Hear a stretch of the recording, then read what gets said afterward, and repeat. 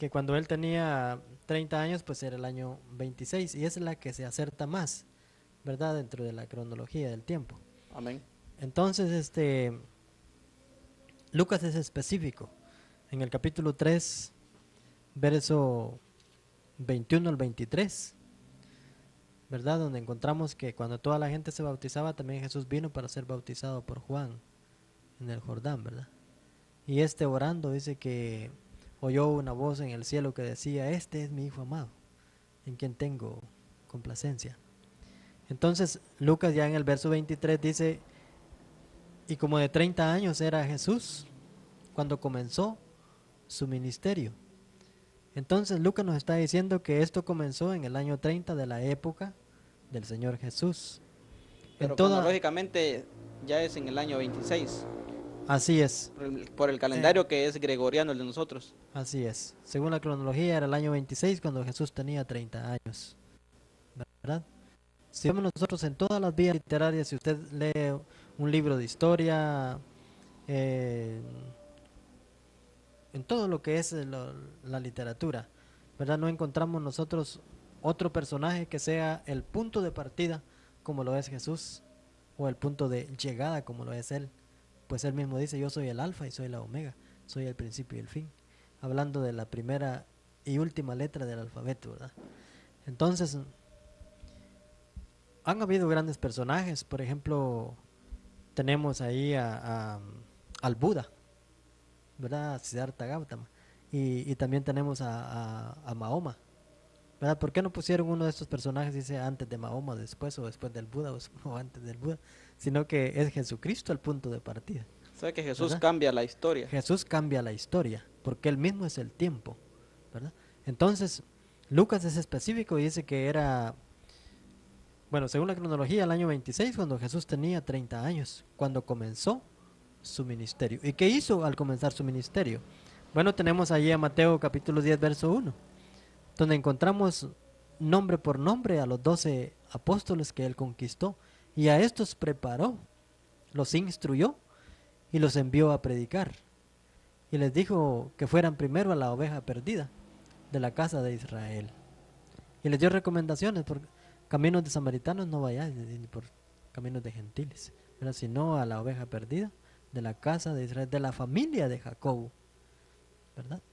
Entonces, esto explica que Jesús, su ministerio prácticamente fue primeramente a la casa de Israel. Exactamente, Y entonces Jesús comenzó a trabajar su ministerio directamente en Jerusalén y en todo Israel. en Jerusalén. Por eso es que Juan ya al escribir dice que a lo suyo vino, pero los suyos no le recibieron.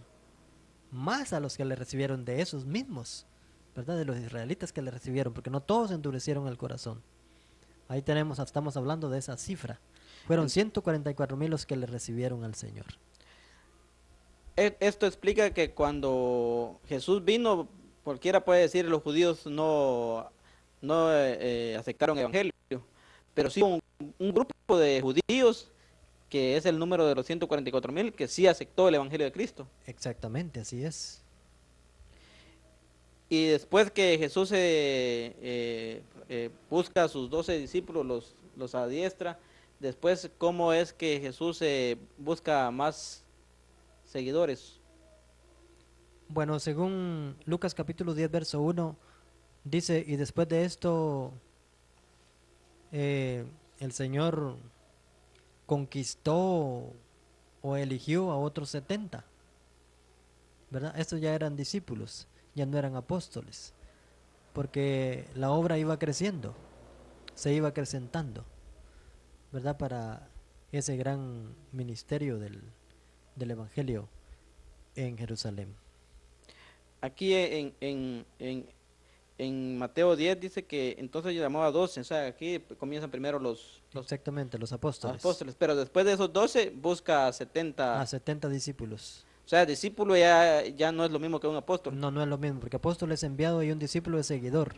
Un alumno o alguien que quiere aprender del Señor o alguien que quiere hacer las cosas como su maestro. Pero estos 70 discípulos Jesús los envía directamente a las 12 tribus de Israel. Exactamente.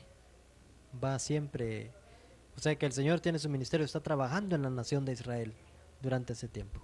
Durante su ministerio Jesús directamente trabaja con la gente judía. Así es con la gente judía. ¿Y cómo es que Jesús trabajando en la nación de Israel viene gente que no es judía? Y viene y le pide, por lo menos a aquella mujer que menciona la palabra de Dios, que le pedía a Jesús que tenía una hija endemoniada. La mujer sirofenicia. ¿Por qué Jesús le dice que no es bueno dar el pan de los hijos a los perros? Bueno, porque era la época de los judíos. Era la época en que ellos estaban percibiendo, estaban recibiendo esa bendición, ¿verdad? De Dios prácticamente. El pan era para ellos. ¿Verdad? Según el capítulo 4 de Mateo, vemos ahí que la palabra de Dios está significada como pan. No solo de pan vivirá el hombre, sino de toda palabra que sale de la boca de Dios. ¿Verdad? Entonces, cuando la mujer le pide misericordia, le dice, él no es lícito dar el pan de los hijos a los perrillos, Prácticamente los hijos ahí eran las 12 tribus de los Israel. hijos de Israel, Los perrillos venían representando a los gentiles. O sea, la oportunidad de los gentiles todavía no había llegado. Todavía no había llegado.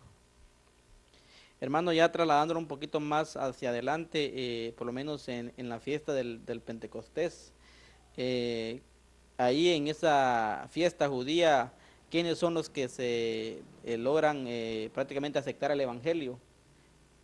Según vemos en Hechos capítulo 2. Capítulo 2. Bueno, hermano Carlitos, ahí, según la narración del Pentecostés, la fiesta que se celebraba a los 50 días de la Pascua, ahí los que creyeron en el Señor Jesús fueron siempre judíos, porque está narrando ahí la lectura y dice que judíos nacidos en todo, bajo de todo el cielo, ¿verdad? Y habla ahí de las naciones de donde habían venido.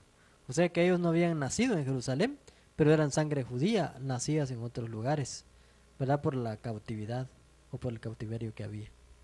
Entonces la fiesta del Pentecostés era una de las fiestas más importantes de Israel. Era una de las fiestas importantísimas y significaba cosechas, ¿verdad? Y la fiesta, pues, bueno, en sí, en la teología, Pentecostés quiere decir quincuagésimo. Y quincuagésimo es 50 días. 50 días después de la Pascua. O sea, esta fiesta la celebraban a los 50 días después que los judíos celebraban la Pascua. Exactamente. ¿Y cómo es que esos judíos de muchos lugares eran puramente judíos nacidos en diferentes lugares? Es como que yo venga y sea guatemalteco, me vaya para el lado beliceño, pero siempre tenga descendencia guatemalteca. Exactamente, o guatemaltecos que nacen en Belice. Pero hoy en que hay una gran fiesta cívica aquí en Guatemala que es de alto significado, ¿verdad? Entonces vienen a celebrar. Entonces, prácticamente Dios tenía un propósito para los hijos de Israel. Y no quería que nadie se perdiera, ¿verdad? Esa cifra estaba ya trazada por el Señor. Entonces, cuando Pedro dice varones hermanos, se está refiriendo a hermanos también en la... Israelitas, del capítulo 2, del sermón de Pedro, el capítulo 2. Hermano, también en el capítulo 9 de Hechos 9:31, vamos a leer. Quisiera que me explicara un poco sobre esto. Dice aquí la palabra de Dios. Entonces la iglesia tenían paz por toda Judea, Galilea, Samaria, y eran edificadas andando en el temor del Señor, y se acrecentaban fortalecidas por el Espíritu Santo. La iglesia aquí prácticamente tenían paz en toda Judea, Galilea y Samaria. Prácticamente la iglesia aquí se inició en Jerusalén, ahí se iba incrementando. Sí, eso es el cumplimiento de lo que el Señor le dijo a los apóstoles en Hechos capítulo 1, verso 8 en adelante. Y recibiréis poder cuando haya venido sobre vosotros el Espíritu Santo. Y me seréis testigos acá en Jerusalén, en Samaria y en Judea, y hasta lo último de la tierra. Entonces, después de que el Señor Jesucristo asciende a los cielos, los que se quedan encargados, pues prácticamente el pastor, el encargado de la iglesia era el apóstol Pedro, ¿verdad? Como lo dice Mateo 16:13 en adelante. Aquí en Hechos 4:4 dice, pero muchos de los que habían oído la palabra creyeron, y el número de los varones era como de 5,000. Entonces, aconteció que día siguiente que se reunieron en Jerusalén los gobernantes y los ancianos y los escribas y el sumo sacerdote Anás y Caifás y Juan y todos los que eran de la familia de los sumos sacerdotes. Entonces, aquí vemos que, pero muchos de los que habían creído, aquí todavía en el capítulo 4 todavía sigue hablando de judíos. Sigue hablando de judíos. Por lo menos en el capítulo 14 también dice, y viendo al hombre que había sido sanado, que estaba en pie, ellos podían decir nada contra. Vamos a ver, 14. Y viendo al hombre que había sido sanado, que estaba en pie con ellos, no podían decir nada en contra. Entonces les ordenaron que salieran del concilio y la conferenciaban entre sí, diciendo, ¿qué haremos con estos hombres? Porque de cierta señal manifiesta que ha sido hecha por ellos, notoria en todos los que moran en Jerusalén, y no podemos negar. Entonces estos judíos se dieron cuenta que los apóstoles hacían muchas señales y ellos mismos se dieron cuenta que no podían negar lo que O ellos sea que hablaban. las grandes autoridades, ¿verdad? Como lo era el sumo sacerdote Anás y Caifás, ellos estaban convencidos también de que las obras que los apóstoles hacían era el poder de Jesús que estaba en ellos, pero por su categoría, porque ellos manejaban la ley, porque eran miembros del Sanedrín y todo eso no los dejaba a ellos, su orgullo no los dejaba creer pues Aunque se admiraban directamente tal en el vez con, Señor Jesús. con los grandes señales que ellos hacían, pero Así es, decían entre ellos que no podían dejar de. exactamente. También en la carta de Santiago, ahí nos damos cuenta que cómo es que Santiago manda la carta a las 12 tribus de Israel. Entonces, ya en ese tiempo, cuando Santiago manda esa carta, los tribus de Israel ya se habían como esparcido. Exactamente. Y él mismo le dice ahí en el 1.18 que ellos eran como primicias. O sea, ellos habían entrado a ser primicias del Evangelio, como las primeras personas que habían de ser salvas. Exactamente. En el Pero, verso 18. amén.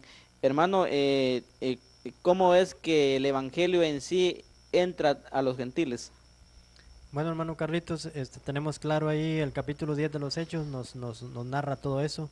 En, en primer lugar, parece que estuviera hablando de la ley de la alimentación, ¿verdad? Pero ya cuando vemos el verso 27 del mismo capítulo 10, Pedro llega a la casa de Cornelio y le explica y le dice, ustedes saben muy bien que para un varón judío juntarse con gentiles es abominación delante de los israelitas, ¿verdad? O para ellos delante de Dios. Entonces le dice el apóstol Pedro, pero a mí me ha revelado Dios hoy que ningún hombre llame común o inmundo, ¿verdad? Y a Pedro no se le habían revelado hombres, sino que Pedro había visto aquel gran lienzo atado de las 4 puntas que bajaba del cielo hacia la tierra, ¿verdad? En el éxtasis que él había tenido en la azotea donde él estaba recostado mientras le preparaban algo de comer. Y allí oyó él la voz que le dijo, Pedro, levántate, mata y come, ¿verdad? Y él dijo, bueno, no, porque jamás no ha entrado cosa común en mi boca o inmunda, ¿verdad? Ya cuando llega a la casa de Cornelio otro día, que lo llegan a buscar los soldados de Cornelio, él les hace ver eso que vio y les dice, bueno, a mí me ha revelado el Señor de que a ningún hombre llame común o inmundo. Es allí donde empieza a entrar el Evangelio a los gentiles. Entonces, amado hermano, en el capítulo 10 de Hechos, ahí lo que se estaba mostrando es que el lienzo ahí representa al pueblo Al gentil. pueblo gentil. Entonces, prácticamente lo que estaba Dios mostrando ahí, que los gentiles ahora también podían entrar a la gracia de Dios. Sí, en el significado de la revelación, los gentiles parecían ahí como animalitos, porque dice que habían reptiles, habían cuadrúpedos y de toda clase de animales inmundos, ¿verdad? Así estaba representado el pueblo gentil para el pueblo de Israel y prácticamente también para Dios, pero porque el mismo Señor Jesucristo es categórico, le dice a la mujer, no es lícito dar el pan de los hijos a los perros.